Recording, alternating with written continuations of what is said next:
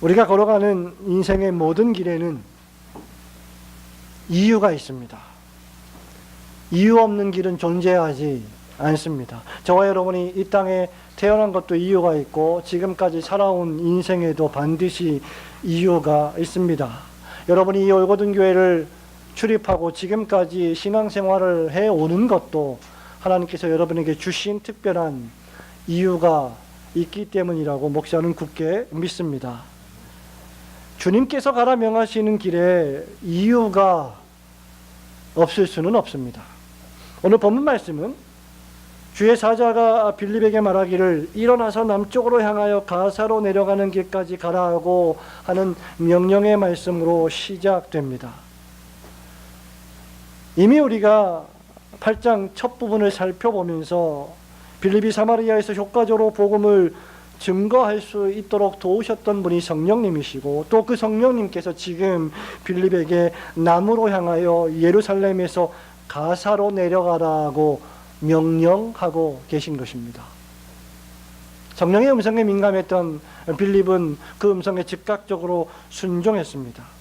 이 가사라고 하는 도시는 이집트를 지나서 아프리카 대륙까지 이어지는 팔레스타인 최남단 지중해 근처에 있는 도시입니다. 순종하여 그 길을 걸어가다가 에디오피아 사람을 만나게 되는데 이 사람은 간다게라고 불리는 에디오피아 왕의 모든 국고를 맡은 관리인 내시였습니다. 이 사람이 내시인 것은 당시 왕의 시녀들까지 관리하고 보호하는 책임을 지고 있었기 때문입니다. 그래서 성적인 유혹을 전혀 받을 수 없는 자를 세워야 했던 것이죠. 당시 문화에 따르면 왕이라고 하는 존재는 신적 존재로 여겨졌고 국가의 정무는 그래서 여왕이 책임지던 그런 시대적 문화였습니다.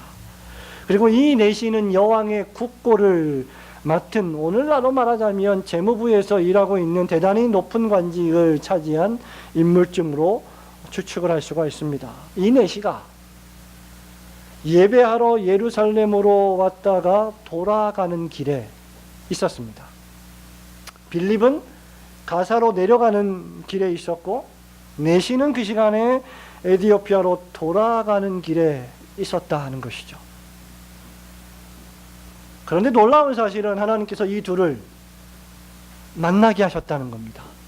여러분이 이런 말씀을 읽으면서 당연히 성경에 기록이 되어 있으니까 그렇게 됐겠지라고 생각을 하시지만 여러분이 성경을 읽으실 때 항상 이 성경 속에 내가 들어가서 나를 대입하여 감정을 이입해서 읽어본다면 이것이 얼마나 놀라운 일인지를 생각을 할 수가 있습니다.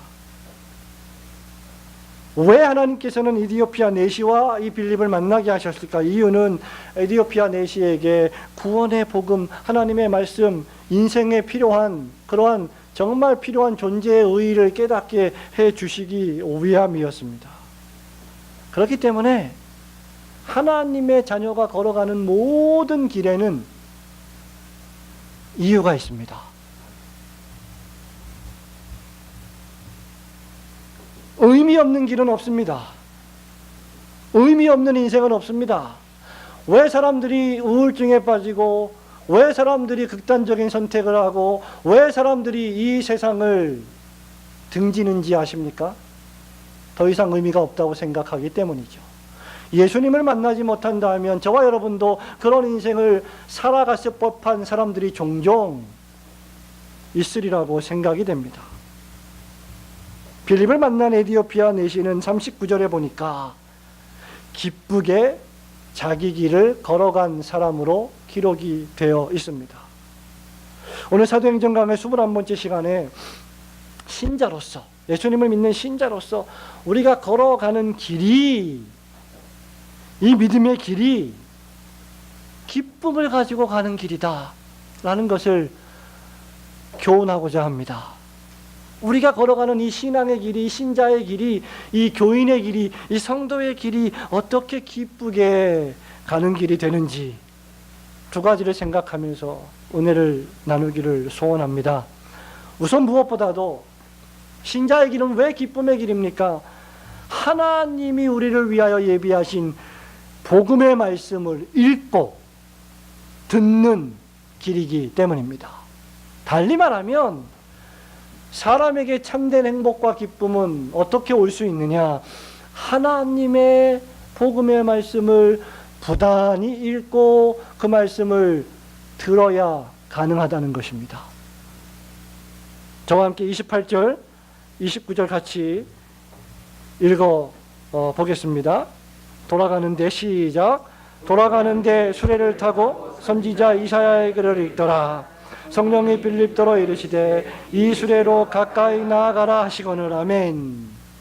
여러분, 우리가 이미 이 말씀을 잘 읽었기 때문에 이 말씀 이후에 어떤 내용들이 있는지 잘 알고 있습니다. 이 내시는 예루살렘에 예배하러 왔다가 돌아가는 길에 뜻밖에도 이사야 선지자의 글, 즉 구약 성경의 두루마리 사본을 읽고 있었습니다. 하지만 문제는 그가 읽어도 깨닫지 못했다는 사실에 있습니다. 그를 깨닫지 못하고 이 말씀이 무엇을 의미하는지 지금 여기서 말하고 있는 이 도살자에게로 가는 양과 같이 끌려갔고 털 까는 자 앞에 있는 어린 양이 조용함과 같이 그의 입을 열지 아니했다. 그가 굴욕을 당할 때도 공정한 재판도 받지 못하였으니 그의 생명이 땅에서 빼앗김이로다. 이 32절 33절의 말씀이 누구를 가리키는 말이냐? 선지자 이사야 자기 자신을 가리키는 말이냐? 그는 잘 이해할 수가 없었습니다. 그래서 솔직하게 자신의 무지함을 인정하고 돌이킴 없이 인정하고 빌립에게 이 말씀을 설명하여 달라고 요청했던 것입니다. 아니, 빌립이 먼저 읽는 말씀을 깨닫느냐라고 하는 질문 앞에 그는 솔직히 자신의 무지를 인정하고 빌립으로부터 이 복음의 말씀의 선포를 들었던 것이죠. 이 사람이 흩어져 있던 유대인이었는지 아니면 이방인이었는지 본문은 확실히 말하고 있지 않습니다. 확실한 것은 예루살렘에 예배하러 왔다 돌아가는 길이었다라는 것으로 보아서 대단히 종교적인 인물이었음을 암시해 주고 있습니다. 그는 예배하고 돌아가는 길에 읽었던 이사야 선지자의 이사야 57장 말씀이 무엇을 뜻하는지 알지 못했습니다. 53장에서 이 계속 이어지는 이 말씀을 그는 읽어도 도무지 알아들을 수가 없었던 것입니다. 말하자면 예배는 드렸지만 성경을 읽고 있지만 의미 없이 읽고 깨닫지 못하고 읽었다는 겁니다. 예배는 드리지만 그 예배가 무엇을 의미하는지 전혀 모르고 그냥 예배를 드렸다는 것이죠. 교회는 다녔지만 성경의 의미가 무엇을 뜻하는지, 성경의 한 책 한 책이, 성경의 66권이 무엇을 의미하는지 정확히 알 수가 없었다는 것입니다. 이런 내시에게 성령님의 이끌림을 받은 빌립이 읽는 것을 깨닫느냐라고 묻습니다. 그러나 지도해 주는 사람이 없이 어찌 깨달을 수 있느냐 하고 빌립을 청하여 수레에 태웠습니다. 그리고 이후의 말씀은 빌립이 이 선지자 이사야를 통해서 이사야서 53장부터 쭉 이어지는 모든 말씀을 풀어서 이분이 바로 이미 사람의 몸을 입고 이 땅에 오셔서 우리를 위하여 십자가에 달려 돌아가신 주 예수 그리스도, 우리의 메시아이시다, 우리의 구세주이시다, 하나님의 독생자 예수 그리스도이시다라는 말씀을 풀어서 설명해 주었습니다. 즉 복음을 전해 주었다는 것입니다. 그러자 내시는 그 복음의 말씀을 기쁘게 듣고 열린 마음으로 듣고 빌립에게 세례를 받기를 간청할 정도였습니다. 여기서 우리는 두 가지를 교훈받을 수 있습니다. 우선 무엇보다도 구원은, 죄로부터의 구원, 죽음으로부터의 생명, 사망과 하나님의 진노로부터의 구원은 복음의 말씀을 들음을 통하여 임한다는 사실입니다.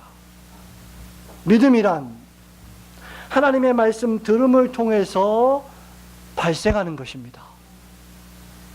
로마서 10장 17절에서 사도 바울이 뭐라고 말합니까? 우리가 수없이 반복해서 외웠던 말씀, 그러므로 믿음은 들음에서 나며 들음은 그리스도의 말씀으로 말미암았느니라. 말씀을 듣지 않고 믿음이 발생할 가능성은 없습니다. 빌립은 에디오피아 내시에게 이사야 선지자가 예언한 그 어린 양이, 털 깎는 자 앞에서 잠잠했던 그 어린 양이 나의 죄 때문에 나 대신 십자가를 지시고 고난을 받으시며 죽으신 주 예수 그리스도이심을 밝히 알려주었습니다. 그리고 그분이 다시 부활하여 하나님 보좌 우편에서 통치하시는 왕이 되셨음을 가르쳐 주었습니다. 그러므로 그저 우리가 교회당만, 예배당만, 건물에만 왔다 갔다 할 뿐, 말씀을 주의 깊게 읽지 않고, 말씀을 주의 깊게 듣지 않고, 말씀을 주의 깊게 배우지 않는다면 여전히 에디오피아 내시처럼 복음의 말씀을 깨닫지 못할 수도 있음에 주의해야 합니다. 참된 믿음의 생활, 참된 성도의 생활이 아닌 그저 종교적인 생활을 할 수 있음을 우리는 늘 삼가 조심해야 한다는 말입니다. 그러므로 성도 여러분, 부단히 복음의 말씀을 읽으십시오. 부단히 하나님의 말씀을 들으십시오. 여러분이 설교를 들을 때, 여러분이 주일날 교회를 오실 때 토요일부터 먼저 마음의 준비를 하고 설교를 들을 수 있는 최상의 컨디션으로 예배에 임하셔야 합니다. 그리고 그 말씀을 들을 때 내 마음의 문이 활짝 열려 하나님의 음성으로 듣게 하시고 그 말씀이 내 영혼에서 생명력 있게 역사해달라고 기도하며 들으셔야 합니다. 설교를 잘 전하는 것도 목사의 중대한 의무이지만 성도들이 설교를 잘 듣는 것도 성도의 중대한 의무입니다. 오죽하면 설교 어떻게 들을 것인가라는 책도 나왔겠습니까? 말씀은 우리가 받은 구원의 길이 얼마나 복되고 즐겁고 기쁜 길인지를 알려주는 최고의 방편입니다. 말씀은 저와 여러분이 얼마나 처참하고 참혹한 죄인이었는지, 얼마나 내 자신이 더럽기가 한량없이 불결한 인간 말종이었는지, 그런데 그 죄인을 하나님이 어떤 희생을 치르고 구원하여 주셨는지를 깨닫게 해주시는 복음입니다. 복된 소식입니다. 그러므로 이 말씀을 읽지 않으면, 이 말씀을 듣지 않으면 우리가 어디서 참된 기쁨을 누릴 수 있겠습니까? 여러분, 기생충이라는 영화를 보셨겠지요? 안 보신 분도 계시지 않겠습니까? 기생충이라고 하는 단어의 뜻은, 본래 패러사이트라고 하는 뜻은 기생하여 빌부터 사는 사람들, 이런 뜻입니다. 거기에는 어마어마하게 잘 사는, 감히 월급쟁이나 감히 저와 여러분 같이 이런 평범한 사람들은 상상조차 할 수 없는 어마어마한 집과 어마어마한 차를 타고 어마어마한 교육비를 들이면서 자녀를 교육하고 호화롭게 살아가는 사람들이 나옵니다. 그리고 저 지하와 반지하에서 바퀴벌레처럼 처참하게 살아가는 인생들이 나옵니다. 그러면서 결국에는, 스포일러가 좀 있습니다마는, 반지하에 살고 있는 그 사람들이 그 지상에 있는 멋진 집에서 사는 사람들을 증오하고 멸시하면서 죽이고 그 집을 차지하려고 하는 그런 플롯으로 구성이 된 영화입니다. 그 영화를 보면서 사람들은 이렇게 생각할 것입니다. 부자들은 가난한 사람들을 멸시한다. 또는 어떻습니까? 가난한 사람들은 부자들을 멸시하지 않습니까? 그러면서 우리는 이렇게 생각합니다. 우리는 흙수저고 그 사람들은 금수저야. 내가 금수저면 저렇게 안 살 텐데. 모든 탓을 금수저의 탓으로 돌리죠. 잘 생각해 보십시오.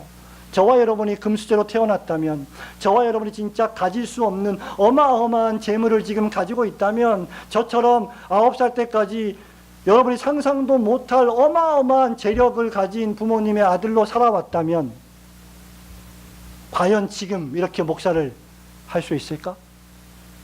과연 그 어마어마한 재물을 가지고 나는 타락하지 않고 잘 살았을까? 천만의 말씀입니다. 타락한 우리의 죄성, 타락한 우리의 연약한 모습들이 우리를 얼마나 처참하게 만드는지, 그것이 바로 죄가 하는 일입니다. 성도 여러분, 자신이 누구인지를 모르면, 자신이 죄인인지를 모르면 그 죄로부터 받은 구원이 얼마나 값진지를 우리는 알 수 없게 되는 것입니다. 그러므로 참된 행복은 금수저에 있지 않습니다. 흙수저에 있지 않습니다. 지하에 사는 모든 사람들이 다 그렇게 사기치고, 다 그렇게 못된 짓을 하고, 다 그렇게 부자를 증오하고 경멸하며 살지 않습니다. 제가 알고 있는 많은 가난한 사람들이, 돈이 그렇게 많지 않은 사람들이 주 안에서 믿음으로 감사하며 기도하며 만족해하며 사는 사람들이 얼마나 많이 있습니까? 뿐만 아니라 제가 알고 있는 많은 부자들이 마세라티를 타고 벤츠를 타고 BMW를 타고 아우디를 타고 다니지만 자신의 물질을 아껴서 많은 사람들을 돕고, 많은 교회들을 돕고, 많은 신학교를 돕는 부자들이 주변에 많이 있습니다. 저는 그 영화를 보는 내내 너무나 불편하기 짝이 없었습니다. 그리고 지금도 빈부격차의 양극화를 보여주려고 노력을 했겠지만 오히려 그 빈부격차에 있는 양극단에 있는 사람들을 더욱 대립하게 만든 영화가 아닌가라고 생각을 합니다. 진정한 행복은 하나님의 말씀에 있습니다. 아무리 부자여도 하나님의 복음이 그 가정이 없다면 지옥입니다. 그 반대도 마찬가지 아닙니까? 아무리 가난해도 하나님의 복음이 그 중심에 있다면 그곳이 천국입니다. 물론 우리가 살아가는 삶의 환경이 돈 때문에, 물질 때문에 어느 정도 영향을 받는 것은 사실입니다. 돈이 없으면 생계 유지가 어렵지 않겠습니까? 그러면 인생은 피곤해지고 돈을 어떻게 벌까 걱정하게 되고, 그래서 얼굴에 수심구름이 가득하고, 그것이 우리의 인생입니다. 그럼에도 불구하고 신자는 그러한 상황과 환경 속에서도 범사에 감사라는 그 말씀을 잃지 않고 살아가는 사람들입니다. 거기에 행복이 있다는 것을 신자는 알기 때문입니다. 여러분, 다른 하나는 무엇입니까? 바로 이디오피아 내시가 겸손히 그래서 자신의 무지를 인정하고 하나님이 보내신 빌립의 가르침을 받아들였다는 사실입니다. 칼빈은 이 본문의 말씀을 주석하면서 자신의 무지를 꺼리낌 없이 솔직하게 인정하는 에디오피아인의 겸손함과 자신의 능력에 대한 확신으로 자만심에 차 있는 사람을 대조시키면서 이렇게 말합니다. 바로 이것이 성경을 읽는 일이 오늘날 그처럼 사람들에게서 거의 열매를 맺지 못하는 이유이다. 왜냐하면 자신을 그 가르침에 기쁘게 복종시키는 사람은 100명에 하나도 찾아보기가 어렵기 때문이다. 무슨 말입니까? 성경을 읽기는 하지만 자신의 무지를 인정하지 않고 성경 말씀에 순종하고 복종하기 위해 읽지 않는다는 것이죠. 단순히 종교적으로 오늘 하루를 잘 살아내기 위한 목적으로 성경을 읽고 있지는 않습니까? 정말 우리는 그 말씀을 읽을 때 그 말씀대로 순종하고 복종하려고 하는 분투하는 마음으로 성경을 읽습니까? 아니, 아예 성경을 펼치지도 않는 사람들에게는 해당도 안 되는 말씀이겠죠. 청년 여러분, 학생 여러분,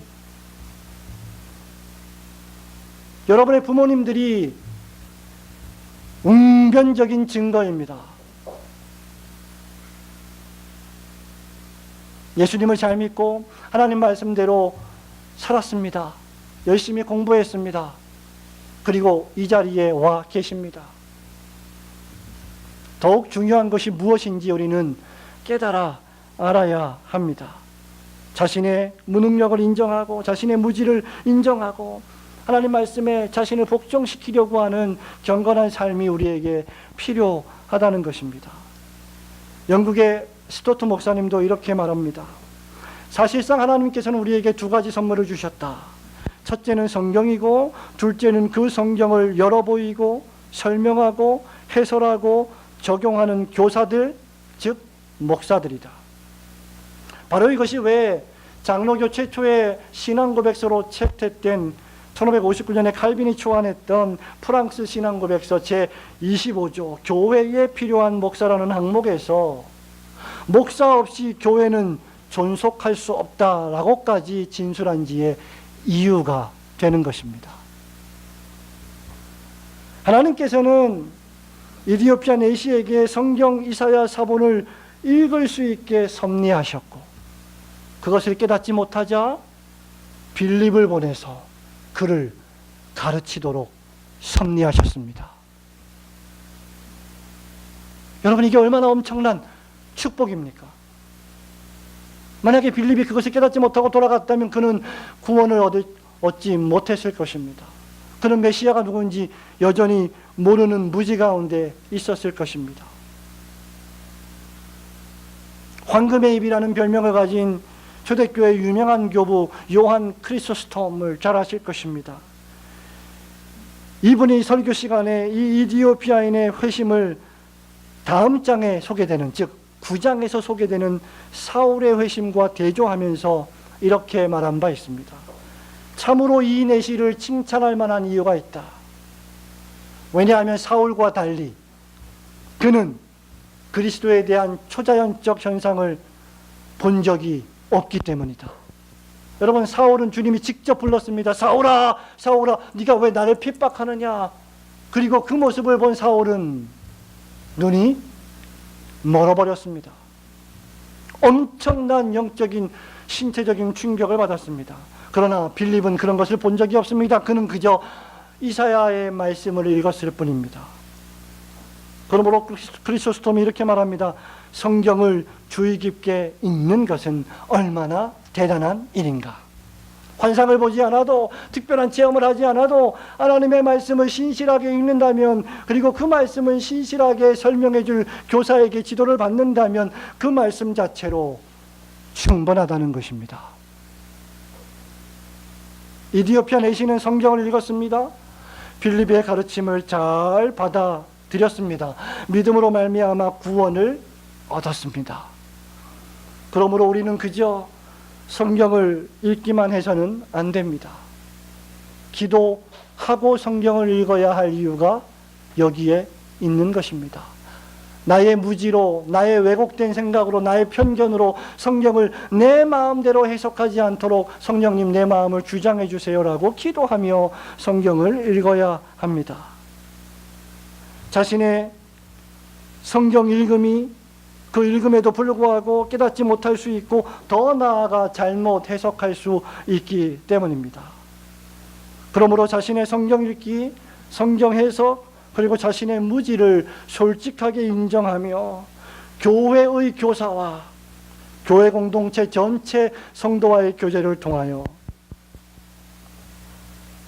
겸손하게 배우는 성도들이 되어야 합니다. 그러므로 교회에 합법적 교육적 신임장을 가진 자격 있는 교사가 있다는 것은 교회의 엄청난 큰 선물이 아닐 수 없는 것입니다. 여러분, 목사가 여러분들에게 선물이라는 것입니다. 성경을 열심히 읽고 그 성경의 가르침과 교리를 주의 깊게 부지런하게 가르치는 교사의 가르침을 귀히 여기며 말씀을 배우는 기쁨의 길을 계속 걸어가시기를 주님의 이름으로 축원합니다. 기쁘게 가는 길, 어떤 길입니까? 그 결과 믿음으로 말미암아 물로 세례를 받는 길입니다. 자, 36절부터 39절까지 함께 읽어보겠습니다. 길 가다가, 시작. 길 가다가 물 있는 곳에 이르러 그 내시가 말하되 보라, 물이 있으니 내가 세례를 받음에 무슨 거리낌이 있느냐. 이에 명하여 수레를 멈추고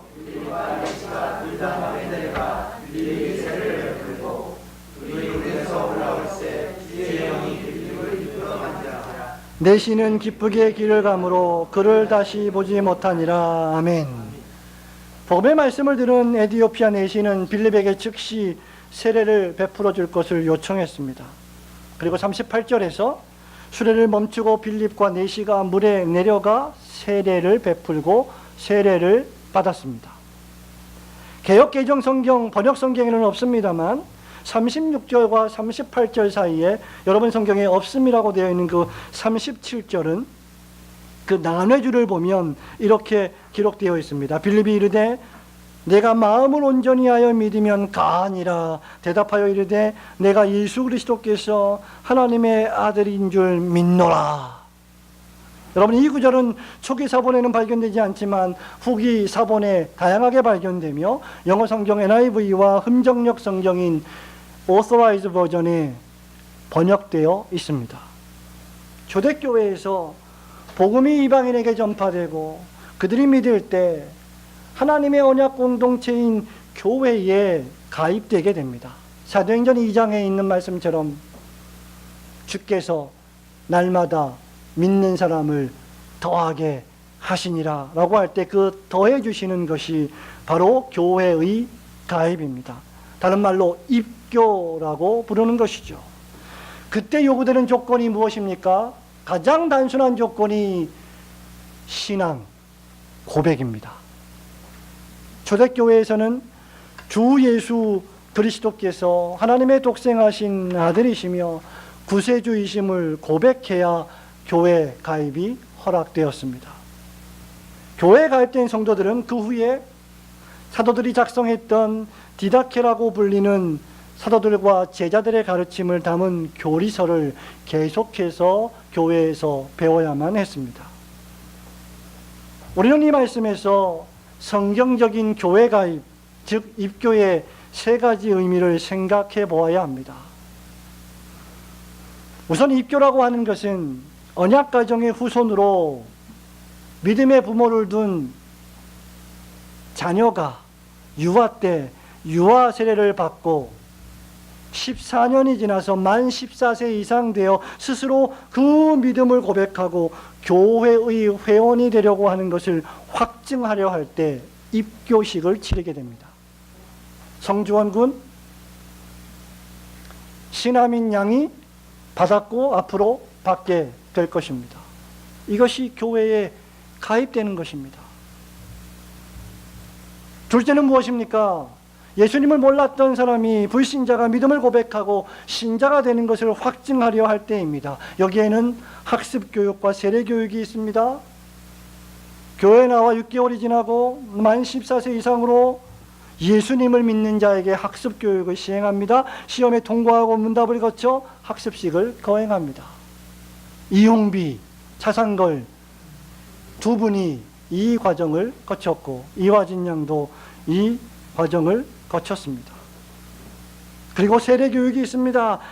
학습을 받은 지 6개월이 지나고 계속해서 예수님을 잘 믿는 자에게 학습교육 통과한 뒤에 세례교육을 해서 시험에 통과하고 문답을 거쳐 당회가 세례식을 허락함으로 세례를 베풀고 교회의 정회원이 됩니다. 그때부터 성찬에 참여할 특권을 부여받게 됩니다. 이것이 두 번째 입교입니다. 세 번째는 무엇입니까? 기성교인이 세가족으로 신앙을 확인받고 교회의 회원이 되는 것을 확증하려 할 때입니다. 이때는 기성교회 신자의 신급이 무엇이고, 즉 세례를 받았는지 학습을 받았는지 직분은 무엇인지 확인하고 세가족 교육을 약 4주에서 6주 정도 이수한 후에 교회의 교훈과 치리에 대해 순종할 것을 서약하고 교회 앞에 인사 또는 신앙 고백문을 낭독한 후 세가족으로 입교합니다. 물론 이명증을 띄어온 모든 신자들은 이러한 과정을 생략할 수 있습니다. 그리고 이 모든 과정들은 당회에서 결정하도록 되어 있습니다. 바로 그때 필요한 것이 신앙 고백입니다. 예수님을 믿지 않는 자를 교회의 회원으로 가입시킬 수는 없기 때문입니다. 그리스도를 참되게 믿는다고 고백한 신자라면 누구든지 세례를 받아야 합니다. 그리고 누구도 세례를 공공연하게 지체해서는 안 됩니다. 그러한 세례를 받음으로 교회의 환영을 받았습니다. 물로 세례를 받는다는 것은 나의 죄를 주님의 보혈로 씻고 그리스도 안에서 새 사람이 되었다는 것을 확증하는 표입니다. 내시의 죄가 물로 세례를 베풀 때 씻겨 떠내려감으로 죄 용서를 받았고 그가 성령으로 거듭남이라는 세례를 받았다는 것에 대한 표식을 인치게 됩니다. 에디오피아 내시가 마음으로 진심을 다해 예수님을 믿었다면 세례를 주지 못할 이유가 전혀 없는 것입니다. 교회 헌법이 최소 6개월을 지정한 것은, 최소 만 14세를 지정한 것은 그러한 기간을 통해서 그러한 신앙 고백이 있는지를 확인하라고 하는 최소한의 법적 절차입니다. 그러나 한 달이 안 되고 두 달이 못 되어서 신앙 고백이 확실하다면 당회가 그것을 확인하고 언제든지 학습과 세례를 줄 수가 있는 것입니다. 빌립이 내시에게 세례를 베푼 것으로 보아서 이 내시의 믿음은 8장 21절에 기록된 성령의 선물을 돈 주고 사려고 했던 마술사 시몬의 거짓된 믿음과는 달리 신실한 믿음이었다는 것을 증명해 줍니다.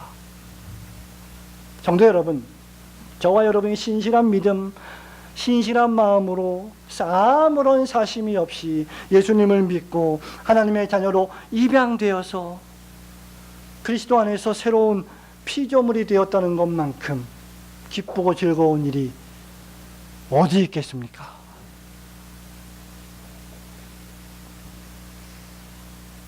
그래서 우리가 세례를 받았다는 것은 벨직 신앙고백서 30사항이 잘 말한 것처럼 그 물이 우리에게 부어지고 우리가 세례를 받는 순간만이 아니라 우리의 전생에 걸쳐 우리에게 은혜가 되고 유익이 되는 사건입니다 라고 고백하는 것입니다.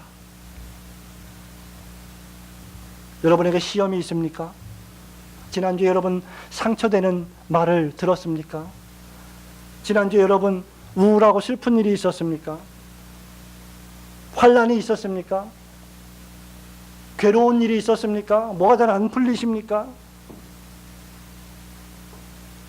여러분이 세례 교인인 것을 상기하십시오. 그 세례가 무엇을 의미하는지를 생각하십시오. 세례는 우리가 하나님의 자녀인 것을 상기시켜주며 그저 그 세상에 하찮은 것들로 말미암아 우리가 결코 흔들릴 수 없는 하나님 백성이라는 사실을, 하나님 나라의 신민이라는 사실을 상기시켜줄 것이기 때문입니다. 그러므로 세례를 생각할 때 그 세례가, 우리가 세례를 받았다는 것이 우리에게 다시 힘과 용기를 불러일으키는 은혜가 되는 것입니다. 여기서 한 가지 더 지적할 필요가 있습니다. 빌립과 내시는 둘 다 본문 말씀에 보면 물에 내려가 세례를 베풀고 둘 다 물에서 다시 올라왔다고 38절과 39절이 말하고 있습니다. 주석가들은 이 물이 잔잔한 개울물이었든지 아니면 얕은 강가였든지 빌립과 에디오피아 내시가 물에 들어갔을 때 약 허리 정도의 높이가 있었던 물이었다, 강이었다, 이렇게 거의 대부분 주석을 합니다. 본문 말씀에는 침례에 대한 그 어떤 암시도 없습니다. 우리가 매주 금요일마다 여전도의 교리반에서 성경을 아는 지식에 대해 배우는데 성경을 바르게 해석하기 위해서 11가지 규칙이 있다. 그 규칙 가운데 하나가 바로 암시적인 것은, 성경의 암시적인 것은 명시적인 것으로 해석하라는 조항이 있습니다. 성경이 명시적으로 말하지 않은 것은 거기서 명시적인 것을 도출해낼 수가 없다는 것입니다. 더 밝히 설명해 주고 있는 다른 성경에서 그것을 해석해야 한다는 말입니다. 말하자면 우리가 38절 39절에서 이 세례가 물속에 잠기는 침례인지 개울물이나 강물에서 물을 떠서 물을 이디오피아 내시에게 머리 위에 흐르게 한 세례였던지 물을 뿌리는 세례였는지 완벽하게 확증하지 못합니다. 간혹 이 문제로 너무 과격하고 무례하게 싸우는 사람들이 있는데 결코 지혜롭지 못한 것입니다.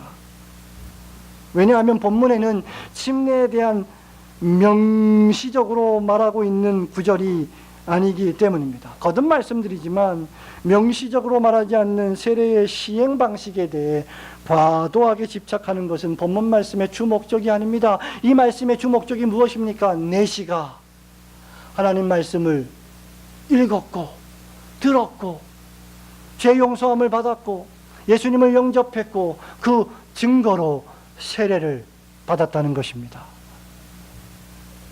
본문의 주 목적은 하나님의 자녀가 되었다는 것을 알려주는 것입니다. 그래서 웨스트민스터 신앙고백서 28장 거룩한 세례의 성례 제3항에서는 세례받는 사람을 물에 잠기게 할 필요는 없다.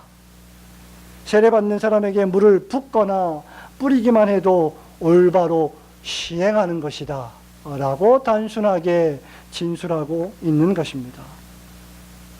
말하자면 세례의 방식이 아니라 세례가 담고 있는 의미와 정신에 집중하라는 것입니다.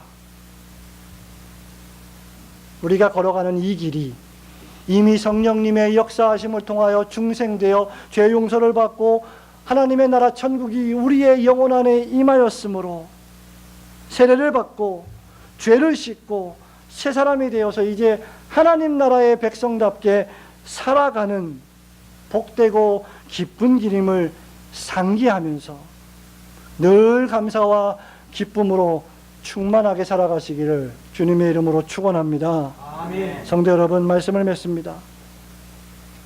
복음을 듣고 예수를 믿었습니다. 그러면 그는 누구든지 새로운 피조물이다 라고 성경은 말합니다.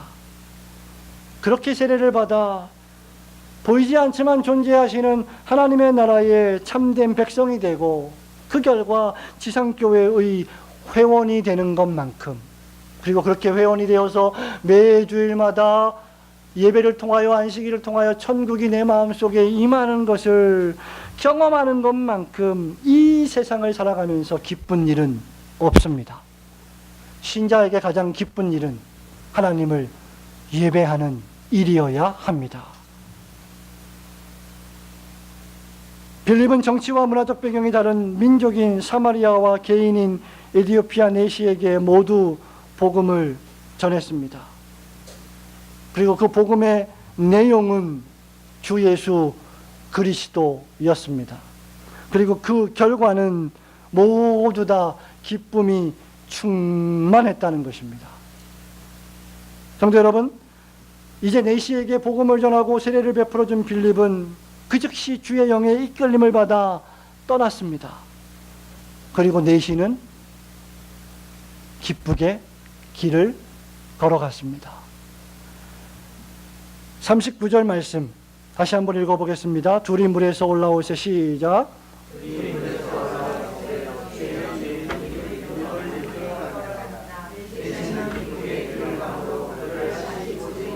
아멘.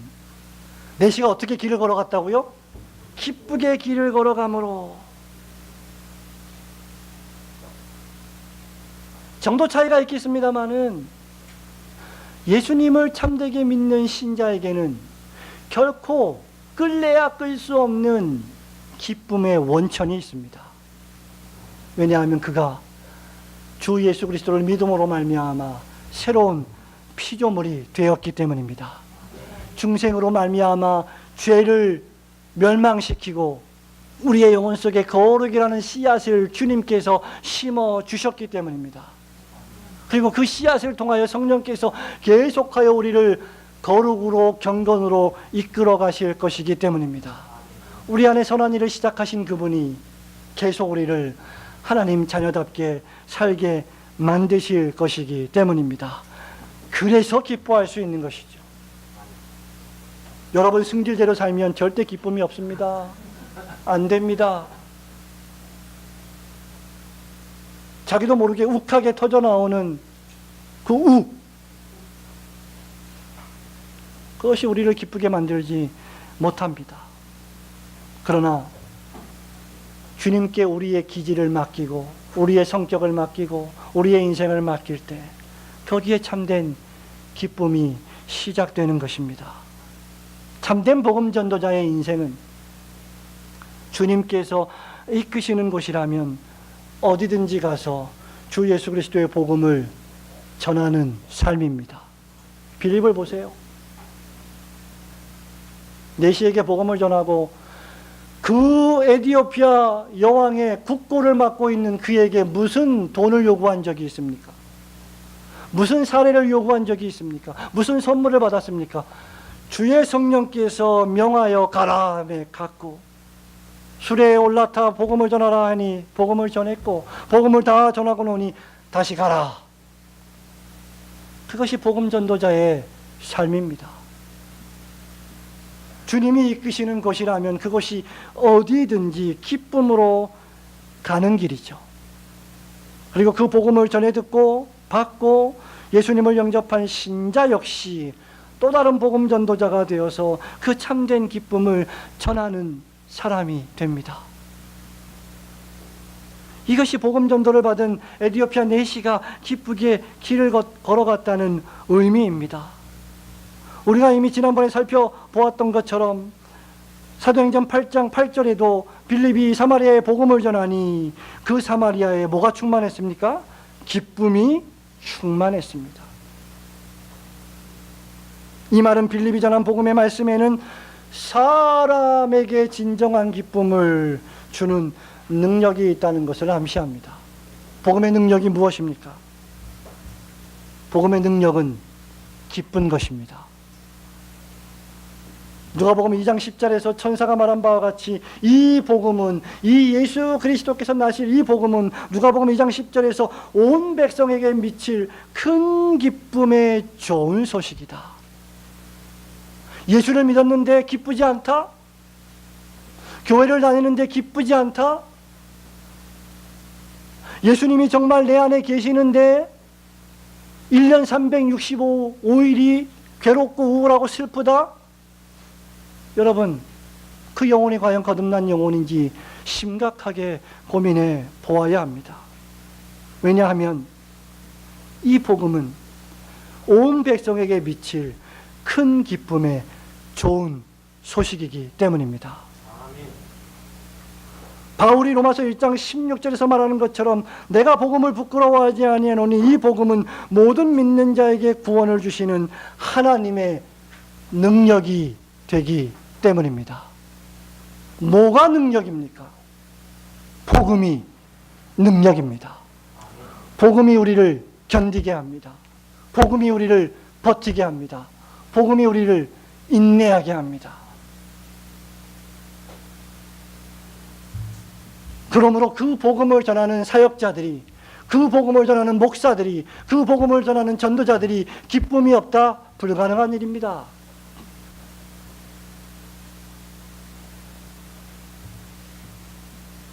여러분도 마찬가지가 아닙니까?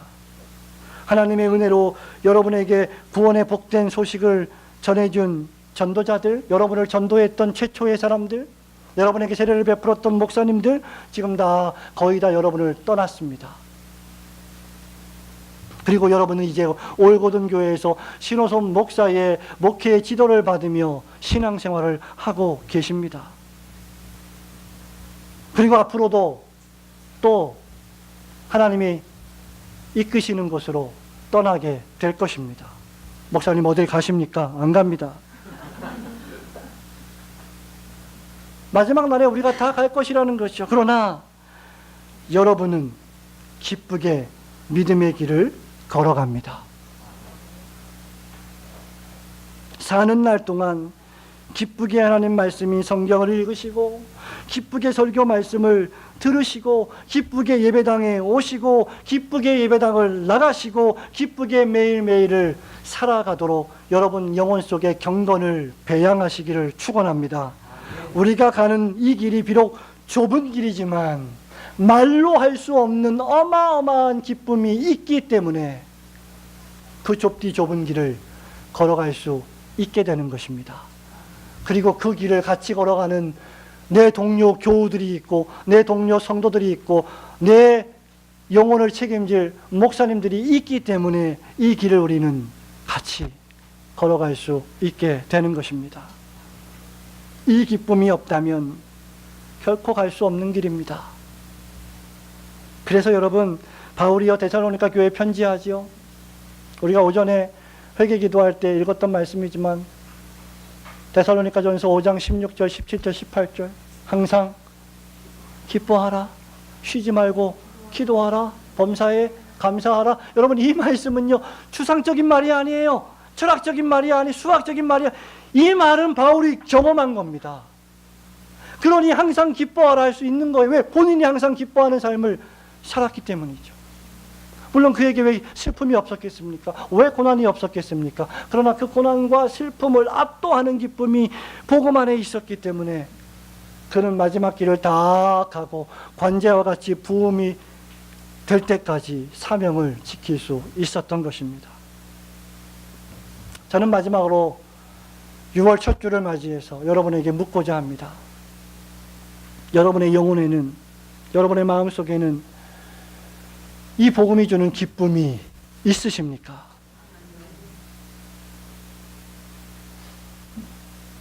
복음이 여러분의 삶을 주도하고 있습니까? 복음에 여러분의 삶을 맡기고 계십니까?